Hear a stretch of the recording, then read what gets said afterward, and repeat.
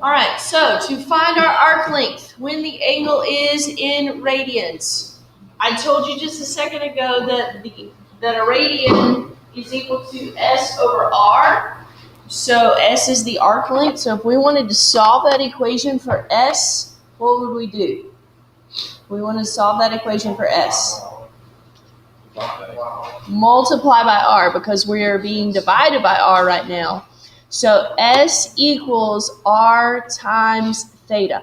All we have to do when the angle is in radians is multiply that angle in radians by the radius.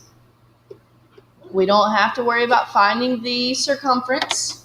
We don't have to worry about turning those radians into degrees and dividing by 360 or anything like that. When theta is not in radius, in radians. This is what happens when you're talking and writing at the same time. When the angle is in radians, there we go.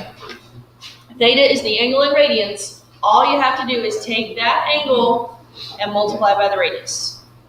Okay, that's all you have to do. So the next problem there on your paper shows you a radius of 18 feet and an angle of 13 pi over 12. So S equals R times theta. This time we are going to multiply everything out because it says round to the nearest tenth. So we're going to multiply it all out. 18 times 13 pi over 12. So the arc length here is 61.3. It says round to the nearest tenth, so we'll say 0.3 feet.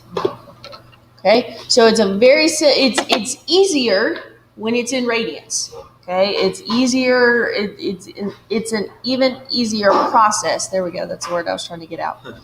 It's an even easier process when the angle's in radians, because all you have to do, angle times the radius, you're done. Okay, angle times the radius and you're done.